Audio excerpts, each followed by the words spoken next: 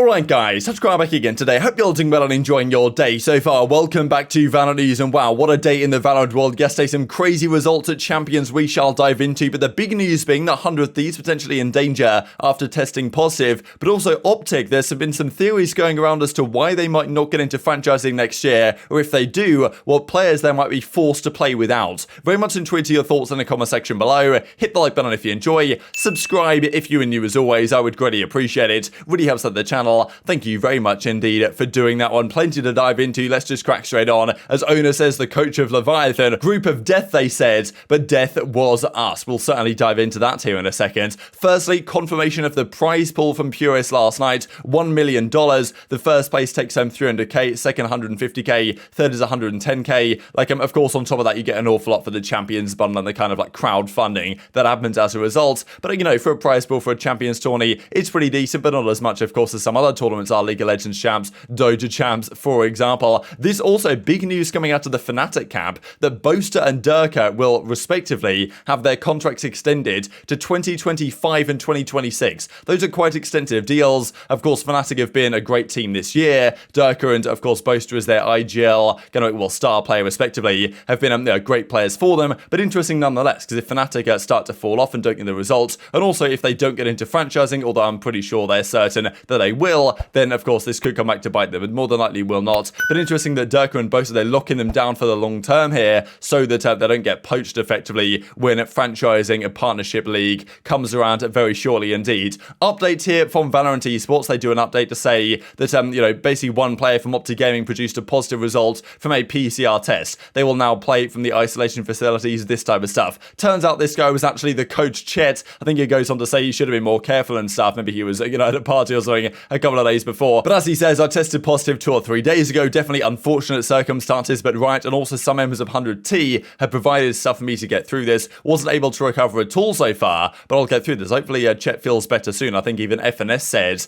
maybe he's going to be the one who has to do the vetoes and stuff and makes the decisions on OpTic's part. And obviously not ideal to have your coach under the weather when they're playing a big match coming up very shortly indeed. And we will see the schedule here in a second. And that's the thing, right? OpTic and COVID at champs kind of go hand in hand at this point. It's happened before, and it seemingly is happening again, but it maybe is not affecting their entire roster for now, unlike what's going on with 100 Thieves. Potentially a big risk for these guys, who I believe are getting an action today. As I say, we'll see the schedule here in a second. 4 of our players and both coaches got COVID 4 days ago. Everyone is recovering quickly. This is why we were absent for the press conference and some content. We're focused, attitude is strong, won't stop us from giving it our all. So that is obviously not the ideal state of affairs. Obviously, they've got a difficult group as well, and I think they play Fnatic in their first game, so that's going to be far from easy. But look, if they can still make it out of their group, they should be okay in time. We've seen previously at Masters 2 Copenhagen, for example, when FPX turned up to their tourney without their full team, still made it through their groups with a substitute, and then of course went on to win the entire thing when their full team came back. So maybe a similar story here, but with a slightly different lens. And as Derek says, been dodging this for ages, and of course I get it a week before the most important tourney of my life. No excuses though, gonna do our best like we always do. So there's settings where they can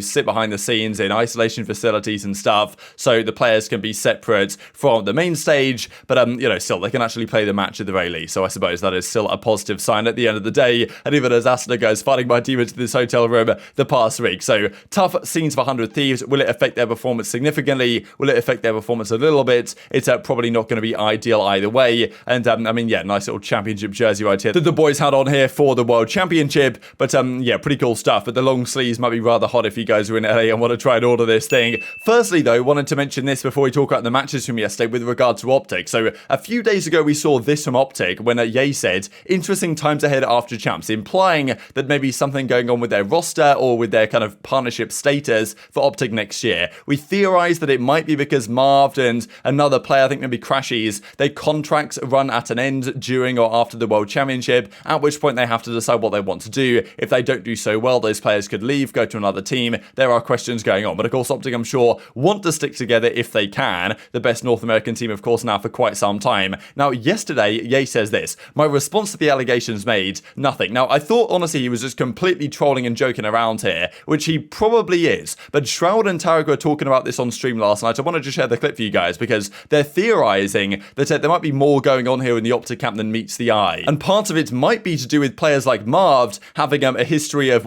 match fixing conflicting accusations, let's just say, to which point that Riot might have effectively blacklisted certain players from being part of the league. And if that is the case, then what is the future for those specific players? Can they still get on rosters next season? Yeah, that's why I said they're going to disband. I don't know if they're going to disband. I don't know what it means. I don't know if there's drama amongst the team or if they didn't make franchising. I don't know which one it is. Interesting. And then it threw me back, and I'm like, wait, didn't one of the teammates on OpTic have allegations for throwing? I don't remember who, but I swear someone does.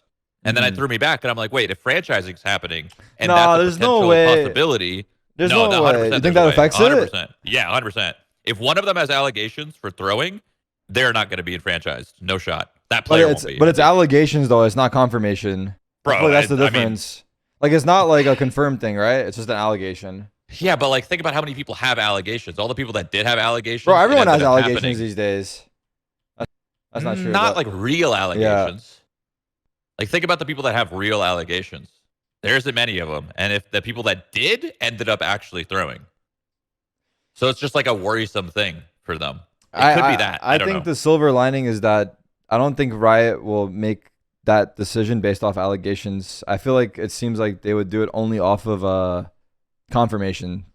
But maybe I'm wrong about it. Either way, I would be surprised if OpTic didn't get into the franchise. And if it was for that reason, then I feel like they would make the changes they need to. That's what I'm saying. That's what I'm saying about the tweets. The tweets could either mean they didn't make franchising, or it means a player isn't allowed in and they have to change up the team for franchising. So I don't want to deep dive too much into some of the accusations here, but there's been many things against Marved and like Poised and Shanks and even like babybay and stuff who like basically just turned the Haxon in CS or something at one point. And these guys have been all good to play so far in Valorant history. Now there's been many questions, in fairness, from some of the, let's say, the old guard of Counter-Strike that have said, well, look, these guys like cheated or, you know, threw matches or fixed matches or whatever back in the Counter-Strike days, as is apparently the case with Marv. That at least is the accusation. And these guys now go to Valorant and they just chill out in Valorant and have a good time and make all this money, and it's all apparently okay. Now maybe Riot is saying, well, actually these guys, that's at least the implication here from Shroud, who probably has no idea what's actually going on here. But it's interesting because, you know, Shroud, of course, you've got to take his words with some degree of weight, and he believes there is a world in which Riot is saying, well, these guys that are kind of accused of this stuff, or at least have been proved to do some of this stuff in certain circumstances, we're no longer happy for them to be part of the franchise league. And if that is the case, then what happens to Marv, babybay, or, you know, these type of guys? Like, will Riot effectively come up with a list and say, look, none of these players are allowed to compete in our franchise league. The accusations or, you know, whatever proof that they believe they have means that these guys can't compete. If that's the case, then OpTic will not just have to drop Marved, but, you know, no one will even be able to pick up Marved going forward, if that is, of course, the case. That is,